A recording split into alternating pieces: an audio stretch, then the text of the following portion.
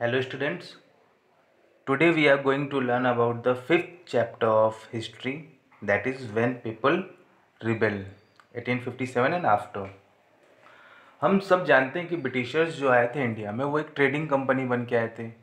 वो कभी भी ये तो बोल के नहीं आए थे कि हमारा जो मकसद है वो यहाँ पे रूल करना है या हम यहाँ पे रूलर्स को हटाना चाहते हैं, ऐसा कोई उनका मकसद नहीं था। वो स्टार्टिंग में आया as a trading company, business करने के मकसद से। लेकिन धीरे धीरे उन्होंने क्या किया, जैसे सिचुएशन ऐसी थी और हमारी वीकनेस थी, उन सब का फ़ायदा उठा के एक टाइम ऐसा आया कि इंडिया के ज़्यादातर स्टेट्स पे उनका कब्ज़ा हो गया। अब उनकी पॉलिसीज़ ऐसी थी जिससे हर किसी को नुकसान होता था। किसान से लेके सिपाही हो गए, राजा हो गए, आम लोग हो गए।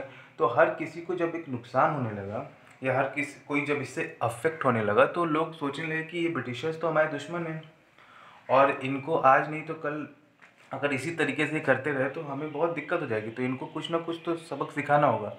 तो ऐसा ही एक जो छोटे छोटे कॉजेज़ थे, बहुत सारे लोगों का जो फ्रस्ट्रेशन था वो एक कलेक्टिवली फॉर्म में निकला। उस फॉर्म को कहते हैं हम रिवॉल्ट ऑफ 1857। 1857 में क्या हुआ, एक रिवॉल्ट हुआ। ये बहुत इंपॉर्टेंट रिवॉल्ट है क्योंकि कहा जाता है कि ये पहली बार था जब लोगों ने मिलके, आम लोगों ने मिलके, बहुत सारे लोगों ने मिलके, राजाओं ने मिलके ब्रिटिशर्स के खिलाफ एक लड़ाई लड़ी। तो इसीलिए इसको अक्सर कहा जाता है फर्स्ट रिवॉल्ट ऑफ इंडिपेंडेंस भी कहा जाता है।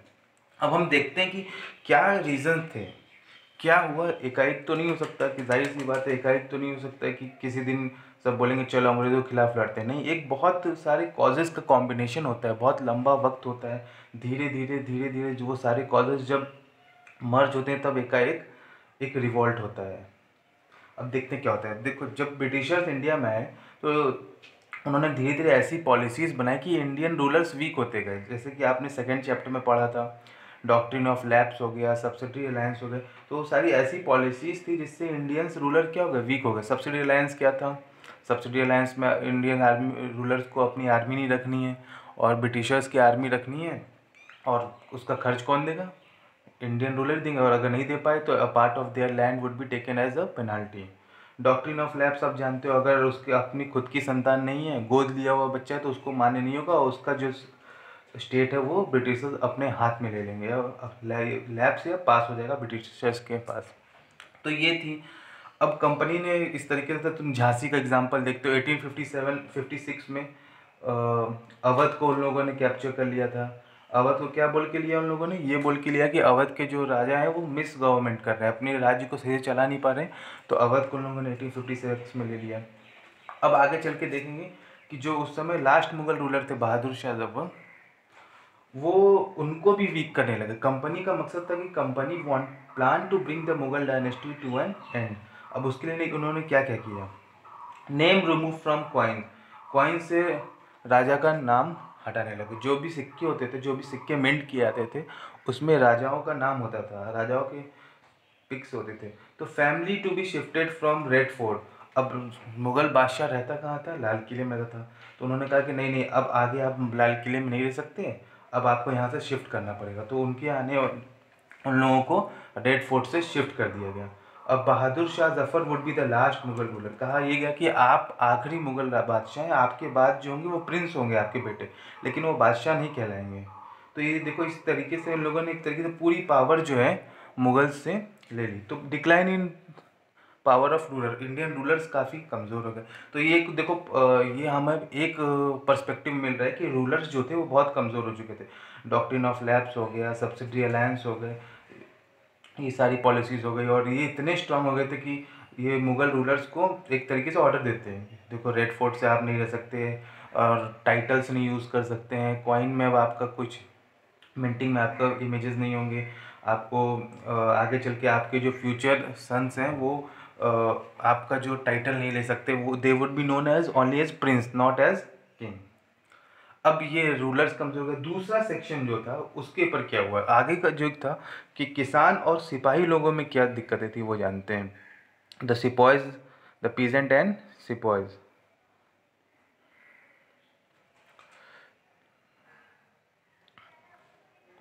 तो पीजेंट एंड सिपॉयज में हम देखते हैं, peasant were burden with heavy taxes. जैसा कि थर्ड चैप्टर में भी तुमने पढ़ा कि जो किसान थे उनके ऊपर बहुत ज़्यादा टैक्स लगाया जाने लगा, इतना टैक्स कि वो दे नहीं पाते। अक्सर जब वो दे नहीं पाते तो जाहिर सी बात है, ये तो अंग्रेज़ों के एक तरीके का यही चाल ही होता था कि अगर तुम टैक्स नहीं दे पाओगे ठीक है, कोई बात नहीं, अगर तुम टैक्स नहीं दे रहे हो तो लाओ, तुम्हारा land were taken away from them due to non payment of taxes. जब टैक्स नहीं दे पाते थे तो उनसे उनकी संपत्ति ले ली जाती थी, उनकी ज़मीन ले ली जाती थी। तो जो किसान थे वो बहुत नाखुश थे। अगला सेक्शन था सिपाहियों का, sepoys. Sepoys were unhappy with their salary and allowances. जो उनकी सैलरी थी, यहाँ पे देखो, सैलरी जो थी वो जो ब्रिटिशर्स जो एक अंग्रेज़ आर्मी में रहता था उसके कंपेरिजन जो इंडियन थे उनकी सैलरी बहुत कम होती थी। तो ये सिपाही लोगों को बड़ा बुरा लगता था इस चीज़ से। और दूसरी बात एक ये था रूल उस समय कि एक रिलीजियस सेंटीमेंट से धार्मिक भावना ये थी कि ये माना जाता था कि हिंदू रिलीजन में उस समय कि अगर हम समुद्र को क्रॉस करेंगे तो हम अपने धर्म से बाहर हो जाएंगे। तो ये बहुत सारे सिपाही समुद्र क्रॉस नहीं करना चाहते थे, कहते थे कि नहीं, अगर हम यहीं मेन लैंड में हमें वॉर करना है या जो भी आप कहिए हम कर सकते हैं, लेकिन समुद्र क्रॉस नहीं करेंगे। तो ये एक बात है कि sipahi were force to follow the rules which were against their religion. ये अब उनका रिलीजन में आ जाता था कि समुद्र क्रॉस नहीं करना है। तो एक बार क्या हुआ, 1824 में ईस्ट इंडिया कंपनी को सैनिकों को भेजना था बर्मा, सैनिकों को बर्मा भेजना था। तो वो सी रूट के थ्रू जा रहे थे। तो सैनिकों ने बोला कि नहीं, हम सी रूट से नहीं जाएंगे, अगर आप लैंड रूट से बोलेंगे तो हम जाएंगे, सी रूट से हमें नहीं जाना। उन्होंने मना कर दिया। तो इससे कंपनी को बहुत दिक्कत हुई। उसने कहा कि ठीक है, उन्होंने आगे एक नया रूल बना दिया कि जितने भी सिपाही आगे चल के इंडिया ये आर्मी में रिक्रूट होंगे उनको कंपनी जहाँ भेजे जाना ही पड़ेगा, चाहे वो ओवरसीज़ हो या कहीं भी हो। तो ये चीज़ थी। तो सिपाही इससे बहुत गुस्से हुए क्योंकि उनका रिलीजियस सेंटीमेंट हर्ट हो रहा था। अब many people came from peasant family so the anger of peasant quickly spread among the sepoys. अब बहुत सारे जो सैनिक आए थे वो वहाँ से आए थे जिनके घर में कोई खेती करता था या गांव गांव में उनके पिताजी या भाई किसान थे। तो किसान का दुख तो पहले से ही था, वो तो पहले ही से टैक्स से उनकी ज़मीन छीनने से काफ़ी नाराज़ थे। उन्हीं, अब मान लो कोई सैनिक है, उसके परिवार वाला गांव में खेती करता है, वो भी परेशान है, तो सैनिक को तो पता चलेगा कि यार हम भी यहाँ पे परेशान हैं, हमारे घर वाले भी परेशान हैं। तो एक जो गुस्सा था वो बहुत ज़्यादा हो गया इन लोगों के अंदर। दो किस तरीके से भी हम लोगों ने दो फैक्टर पढ़े कि एक तो हम लोगों ने देखा कि decline in power of rulers, राजा, जितने भी राजा नवाब थे उन सब की पावर कितनी कम हो गई।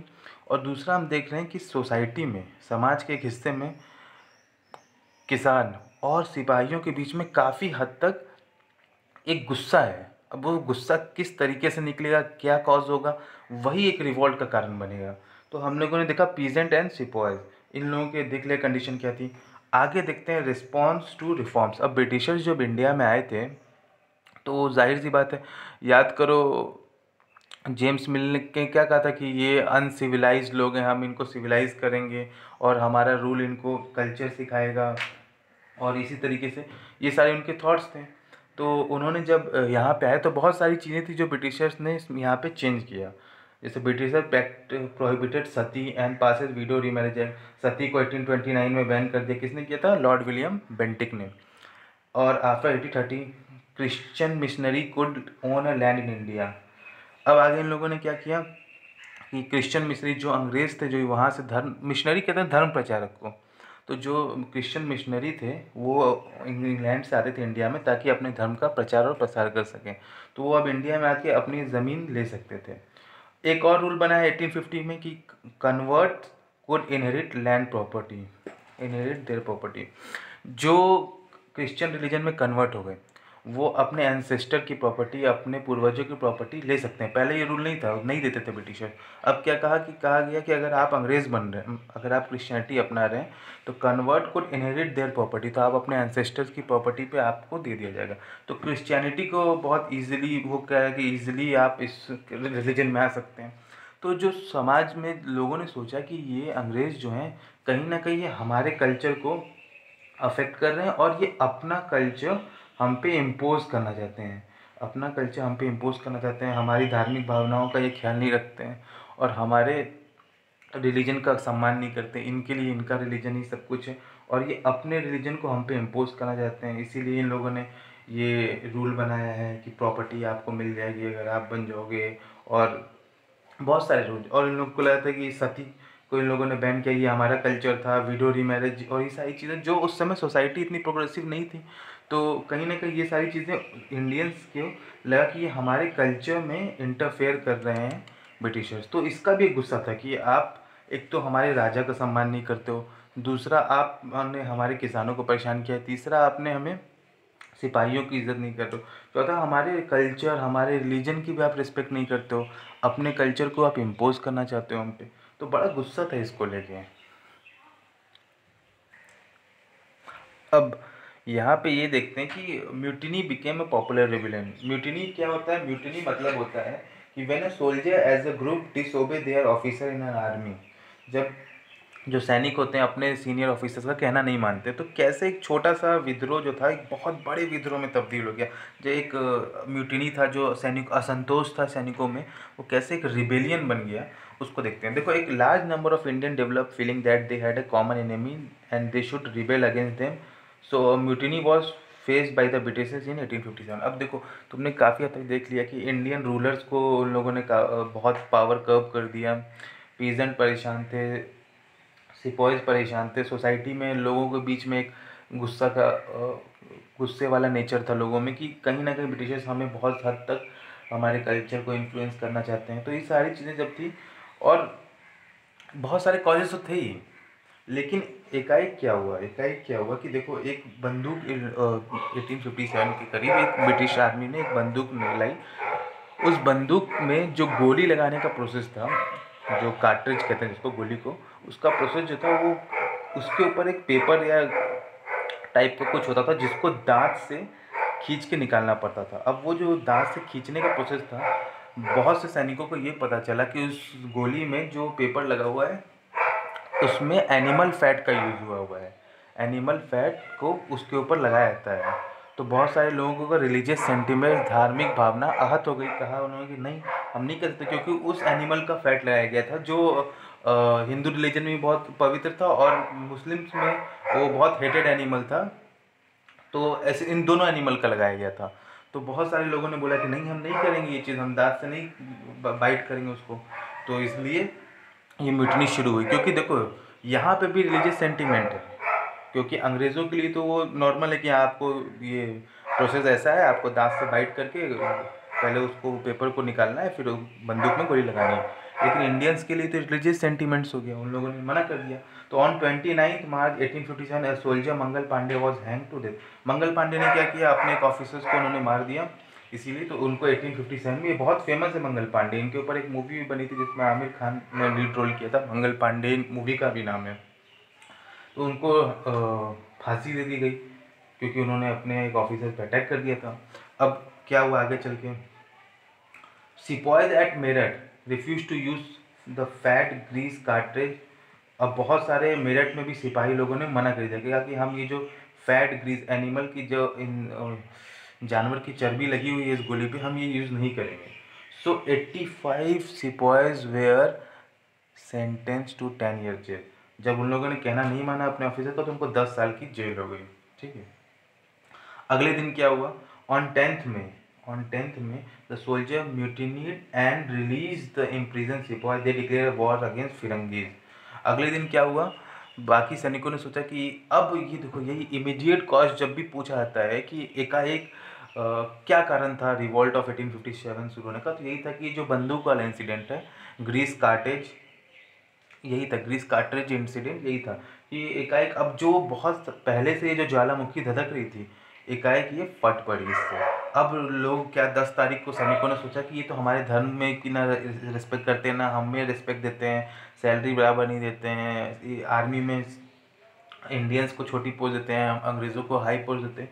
तो ये जो चीज़ थी, एकाएक ज्वालामुखी फट गया और इन लोगों ने डिक्लेयर कर दिया कि they declare a war against firangis. फिरंगी मतलब विदेशियों के खिलाफ। उन्होंने कहा कि ठीक है, अब ये तो आर पार की लड़ाई है, अब हम नहीं रुकेंगे और हम तुम्हारा कहना नहीं मानेंगे। उन लोगों ने क्या किया, अपने पूरे सैनिकों को आज़ाद कराया, पूरे जेल पे कब्जा किया और वॉर डिक्लेयर कर दिया कि अब ये युद्ध है। अब वॉर तो डिक्लेयर कर दिया, लेकिन सैनिक लोग को तो कोई एक लीडर चाहिए था ना। अब उनको समझ नहीं आया कि लीडर कौन होगा, तो रातों रात वो मेरठ से चले फिर दिल्ली की तरफ। अब दिल्ली की तरफ गए, बहादुर शाह जफ़र के पास गए। बहादुर शाह जफ़र उसमें बहुत ओल्ड हो चुके थे, काफ़ी बूढ़े हो चुके थे। इनिशियली वो चाहते भी नहीं थे कि इनको लीड करें, क्योंकि उनकी ना सेहत सही थी ना एज ऐसी थी कि अब वो वॉर लड़ें। लेकिन जब इस सिपाहियों का उत्साह उन्होंने इतना देखा तो उन्होंने मान गया कि ठीक है, मैं तुम्हारा लीडर बनूंगा। तो उसके बाद उन्होंने क्या किया, उन्होंने डिक्लेयर कर दिया वो, और अगले दिन उन्होंने बहुत सारे दूसरे दूसरे स्टेट्स के लोगों को लेटर लिखा कि अब हम एक इकट्ठा हो जाएं, यूनाइट हो जाएं और अंग्रेज़ों के खिलाफ फाइट करें। तो बहुत सारे लोग, देखो यहाँ पे मुग़ल एम्परर को क्यों चुना गया, क्योंकि मुग़ल एम्परर उस समय चाहे जितना भी वीक था, लेकिन एक सेंट्रल पावर के नाम पे अगर कोई और तो था नहीं। मुग़ल सल्तनत चल रही थी उस समय तक राजा आखिरी वो थे ना, तो कहीं ना कहीं उनके आगे पीछे ही लोगों ने सोचा कि इन्हीं को रूलर अभी भी बनाया जा सकता है, इन्हीं के आगे पीछे हम रिवोल्ट को आगे ले जाएंगे और यही हमारे लीडर बनेंगे। तो जब हमने देखा कि बहादुर शाह जफर ने तो पहले इनिशियली नहीं तैयार थे, लेकिन जब इन्होंने देखा तो मान गए। तो उन्होंने बहुत सारे लोगों को लेटर लिखा। अब बहुत सारे जो स्टेट्स के लोग थे और बहुत सारे ज़मींदार थे, इन लोगों ने सोचा कि ठीक है, पहले इन लोगों ने सोचा कि सपोर्ट करे कि ना करे, फिर उन्होंने सोचा ठीक है सपोर्ट करते हैं, अगर हम लोग जीत गए तो क्या है, मुग़ल एम्परर अपना दिल्ली में रहेंगे और हम लोग उन्हीं की सॉवरेनिटी में, उन्हीं की छत्र छाया में हम लोग अपना रूल करेंगे। तो बहुत सारे लोगों ने उनको सपोर्ट किया। अब क्या होने लगा, यहाँ से एक पूरा मोमेंटम बन चुका था। देखो कैसे शुरू हुआ, जो चीज़ मेरठ से शुरू हुई दिल्ली चली गई, दिल्ली में अब इन लोगों ने क्या किया, बहादुर शाह जफर को मान लिया। तो sipahi proclaim Bahadur Shah Zafar as their leader, Bahadur Shah Zafar को अपना नेता उन लोगों ने या राजा मान लिया।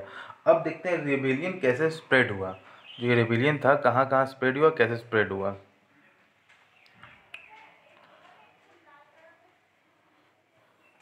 इन कानपुर द रेबेलियन सेट, अब देखो कहाँ से, अब धीरे धीरे इंडिया के ज़्यादा पूरे इंडिया में तो नहीं कहेंगे, फिर भी नॉर्दर्न पार्ट ऑफ इंडिया में स्प्रेड हुआ था।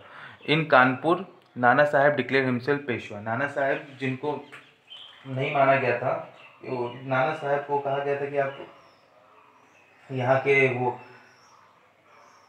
पेशवा बाजीराव के अडॉप्टेड सन थे, तो इनको नहीं माना गया था। और इनके जब बाजीराव की डेथ हो गई थी तो इनको पेंशन मांगा था नाना साहब ने, कि नाना साहब ने कहा था कि हमें पेंशन दीजिए जो मेरे पिताजी को देते, तो अंग्रेज़ों ने नहीं माना था। तो नाना साहब ने क्या किया, कानपुर में इन्होंने लड़ाई लड़ी और इन्होंने अपने आप को पेशवा डिक्लेयर कर दिया। लखनऊ में Birjis Qadr the son of deposed nawab Wajid Ali Shah was proclaim new nawab. अब वाजिद अली शाह आप लोग को मालूम है 1857-6 में जिससे अवध ले लिया गया था, तो उनके बेटे ने ब्रिजेश कद्र ने अपने आप को नया नवाब मान लिया। अब इन्हीं की जो माँ थी बेगम हजरत